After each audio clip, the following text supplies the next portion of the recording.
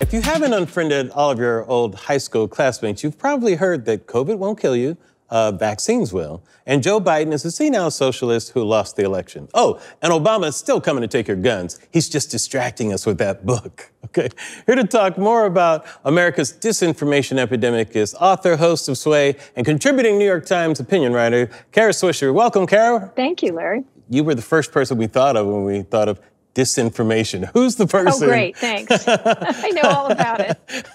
I'm a lying liar. That's exactly. What I am. I'm good at that. But what I wanted to ask you, why do you think disinformation is so powerful on social media? I mean, it's like it's found a whole new arena to express itself. Mm-hmm. Do you think it's because people get most of this stuff from friends or people they trust? Or what do you think is the dynamic that's making it blow up? It's a whole bunch of stuff. Yeah. One of the things that people don't see this as is sort of, it's a degradation of humanity at the top. I know it sounds like a crazy thing, but it's systemic. It's not one thing, and we tend to pull them apart. We talk a little bit about addiction, and we do it over here. And we talk about malevolent players like the Russians or the Republican Party, for example. And then you talk about the ideas of how it pulls you in and that you have friends recommending things. And so this is like information on steroids that is weaponized and then amplified and then repeated and repeated and repeated. And so it replicates and spreads in a way that's much different than any other media, whether it's a billboard or newspapers or even TV, doesn't have the same impact as this does. It's so true. It may be that there's an intimacy factor. I remember when talk radio took off,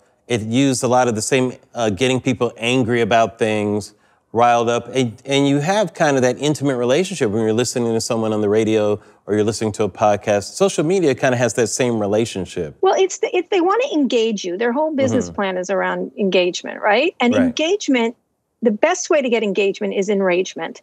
And so you lose, you sort of are everyone's operating in an id zone, right? Yeah. No superego, just id constantly. And if that was the case, everyone turns into a sociopath, essentially. Yeah, and that's where Trump kind of governs. He governs from his id, like all the time, you know. Why do you think it's taken Twitter and Facebook just so long to understand their role in poisoning people's minds? Or do they understand the role that they have in that? You know, I think they don't want to face it. I think a lot of people internally understood it right away, because I've interviewed people from years ago that really did understand the addictive nature of hate, essentially. And what they've decided to do is treat all information the same. And so what has happened is people are getting an information diet that is just terrible. It's like constant Twinkies and Coca-Cola and sugar. Yes. Trump is the center of that. This is someone who has been fed sugar his entire life on social media, and he gets rewarded for eating the sugar and gorging on the sugar. And then he's obese, he's manic, and he's got diabetes. And we wonder why he behaves like that. It's because the social media companies didn't put any guardrails in place to stop him. Many people felt that Twitter should have removed Trump's account, had it censored. I disagree with that. I want to hear what the president is saying. I don't think in general he should, but I do think he should be held to the rules everybody else is, and which is now he suddenly is, which is why he's throwing a tizzy every 5 seconds. It's so out of control. It's like a kid you stop giving Twinkies to. Like, what? Like, huh? Like, wait a minute, do I have to eat the vegetables like everybody else? And he certainly does. I loved how you mentioned information diet. I've seen you talk about that in some of your articles. There was one that I read, it was fascinating, where you talked about was it a family member who repeated back one of your... Yes, my mother. Yes. My mother. And completely turned it around to how you originally phrased it, right?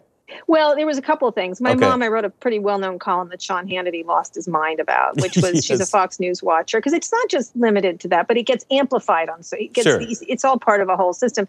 Yeah. But what happened is I did an interview with Hillary Clinton, whom she hates because she watches Fox News. And obviously Hillary is a lizard person from another planet brought here to bring the communists in, whatever they think of Hillary. And she said something on my show where she apologized for saying the word deplorable. She said it was disrespectful in general to people, and everyone's not a single voter on anything. But then she said, I don't condone the Republicans for letting him continue to say he won the election and then privately tell me he didn't. And she said, she used, I forget the word she used for them, but she used a word that wasn't nice about them. Like, this is bullshit, essentially. And so my mom obviously hadn't listened to my podcast. Thanks, Mom. Called me up, texted me and said, oh, that Hillary called me, a fraud or something like that. Hillary called me. She called me a deplorable before, and now she calls me a fraud. I'm like, no. She said this. She was talking about particularly Mitch McConnell and Republican lawmakers. She's like, no, she called me a fraud or whatever. I forget the word was. It was something like that. Yeah. And I was like, no, she didn't. She said it to me, and I'm telling you what she said. She goes, no, you've got it wrong. And I was like, are you kidding me? It's my article. You're my mother. And it just was, I literally argued to her about my own work because of the uses of online propaganda at her. And this is a propaganda machine of if anything else. And it's one that works on your, wherever, the lizard brain that you have, and continues to make you dumber, really, in a lot of ways. And it can also make you smarter. That's the other thing about it. It has... Yeah. It can be a tool or a weapon, and in this case, it's being used as a weapon. Well, many times people think that they're smarter. It's how propaganda tricks you. You think you're getting some secret information. Yeah. I've always had a theory for conspiracy thinking. They demand evidence for the obvious, but want you to swallow the preposterous. That's what all conspiracy theories are, Yeah. It can be so outlandish that you're supposed to just swallow the fact that 9/11, they put explosives in these buildings and they detonated them at the same time, and I'm supposed to buy that. But what I saw, planes going into buildings, didn't happen, Well, one of the things, you talked to Mark Zuckerberg about the Holocaust deniers that are on his site. And he kind of famously said he didn't think that they knew they were lying or something like that. He used real fuzzy... They didn't mean to lie. They didn't mean to lie. They didn't mean to lie. And, it seemed like he regretted using that fuzzy language or something, but I feel like the fact that he used that language is a problem. Like, that points out to me what are the problems with the Facebook is. Don't you think so? Well, I thought it showed someone who didn't have a good college education because he didn't finish college. That's what I said. I was like, it's on brand for Holocaust deniers to lie. That's their job. Like, you kind of have to go there. It's kind of what that is, exactly. Yes. Right. So he said that, and at the time, it was fascinating because I realized what he did, and my producer with me who was recording it, understood it. He didn't realize he was saying something bad. That was and so we were like, let's get out of here and post it right away so people can hear him saying this. And, years later, just this year, recently, he decided that Holocaust deniers he's learned that. He's, after taking many courses, I guess, having famous people for dinner that explain the Holocaust to him. Right. He decided they do, and then he banned them. Waiting for the penny to drop is my issue. We have to wait for the penny to drop with Mark Zuckerberg before we get action, because he's unfireable. He runs a company he has full control over. The board of directors can't stop him.